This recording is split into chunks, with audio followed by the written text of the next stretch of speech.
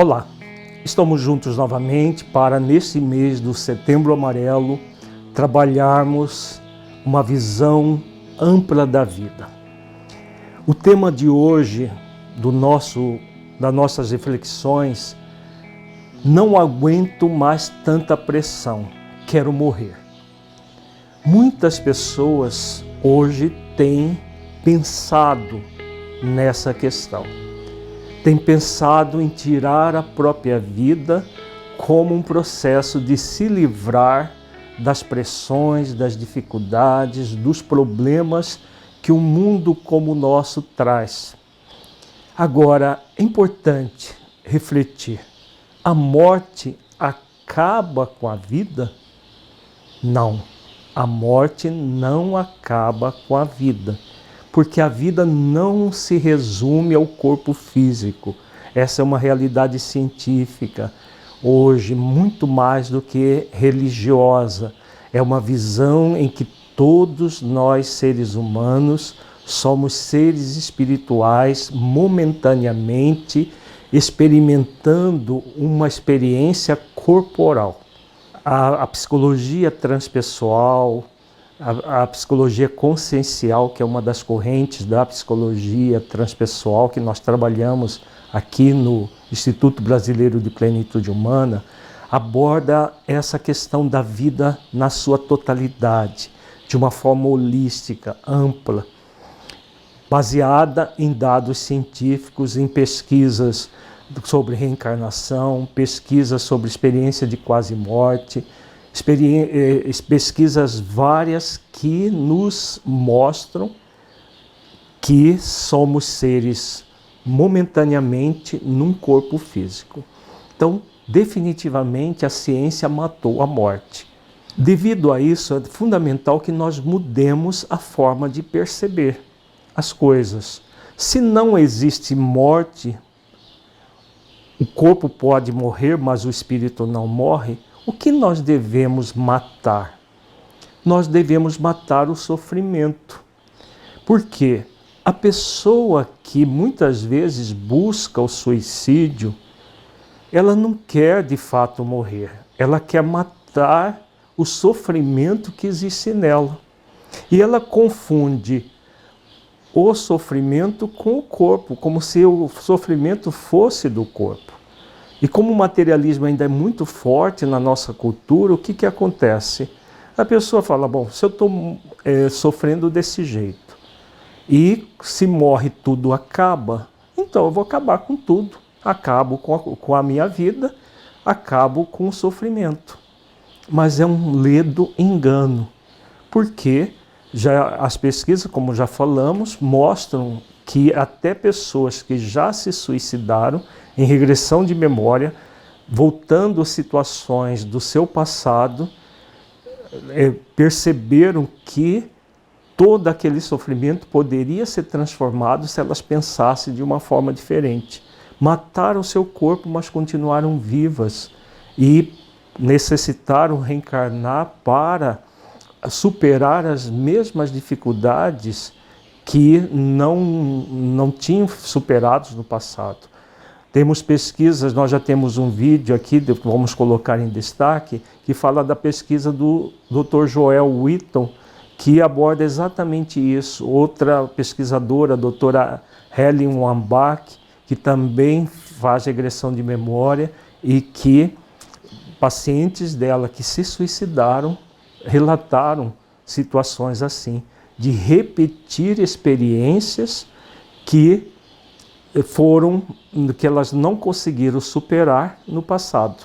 Então, o que nós somos convidados? A fazer com que o sofrimento desapareça.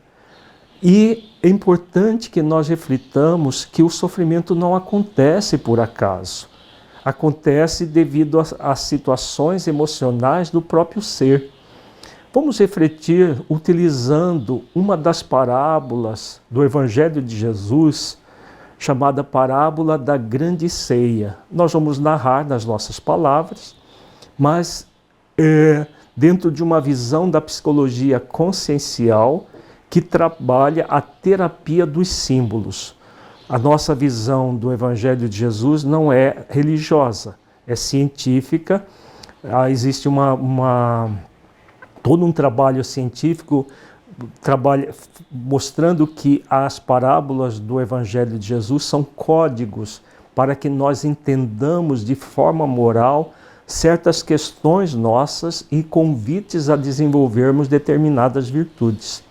Há uma psicóloga alemã chamada Hannah Wolff, discípula de Jung, que trabalhou bastante a questão do Evangelho na prática terapêutica.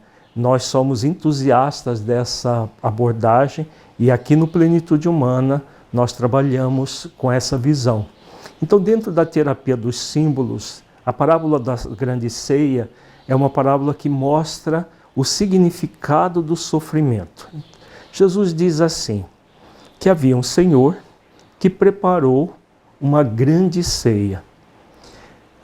Depois de ter preparado essa grande ceia, pediu aos seus servos que fossem buscar nas ruas os convidados. E os servos foram. Encontrou uma pessoa que disse que não poderia ir à ceia. A desculpa que ele deu é que ele tinha acabado de comprar uma grande propriedade e precisava ir cuidar da sua propriedade. O servo então foi a outra pessoa que disse que também não poderia ir à ceia porque tinha comprado algumas juntas de bois e eles precisava ir ver os seus bois. Que foi convidado, se desculpou dizendo que havia casado e que estava indo para a lua de mel e que não poderia ir à ceia. Feito isso, o servo retorna e diz ao Senhor que ninguém havia aceito o convite. Então o Senhor pede para o servo sair novamente à rua e buscasse os cegos, os surdos, os aleijados, os deficientes mentais, enfim, todas as pessoas que tivessem com alguma dificuldade, seja física, seja mental, e trouxesse para a ceia. Assim, o servo fez. Foi até as ruas e convidou várias pessoas que aceitaram o convite nessas condições. Cegos, surdos, coxos, deficientes mentais, todos eles foram até a ceia. E o servo percebeu que, apesar disso, ainda havia alguns lugares na ceia. E relatou isso ao Senhor.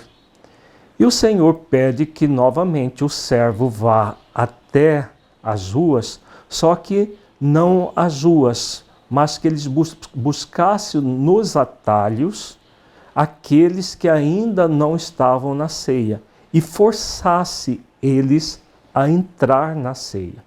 E assim o servo fez. Foi até os atalhos da cidade e lá encontrou pessoas que ele trouxe forçosamente para a ceia. Vejamos essa parábola, como toda parábola, ela é às vezes enigmática se nós não refletirmos sobre os símbolos que ela propõe. Vejamos que existem 3 servos que saem em busca de convidados. O primeiro servo simboliza o amor. O segundo, a dor. E o terceiro, o sofrimento. A grande ceia que o Senhor serve é a própria vida. A vida existe para que nós possamos usufruir das iguarias que são servidas na ceia. As iguarias servidas na ceia são as virtudes do ser imortal que somos, que nós vamos desenvolver ao longo da vida. E aí, quando o servo do amor chega, muitos de nós damos desculpas para a nossa própria consciência, porque tudo isso, dentro da visão da psicologia consciencial, está acontecendo na consciência do ser. nós damos desculpas que nós temos coisas mais importantes para fazer. E isso é muito comum no mundo de hoje, uma superficialidade cada vez maior frente à vida.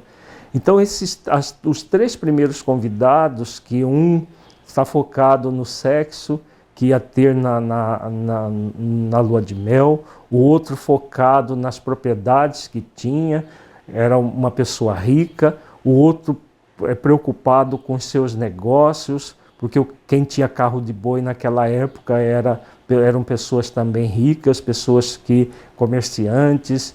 Então isso na parábola simboliza todas as pessoas que estão vivenciando a vida de uma forma mais superficial, focada nas coisas, focada no ter, focadas no fazer e não no ser que somos.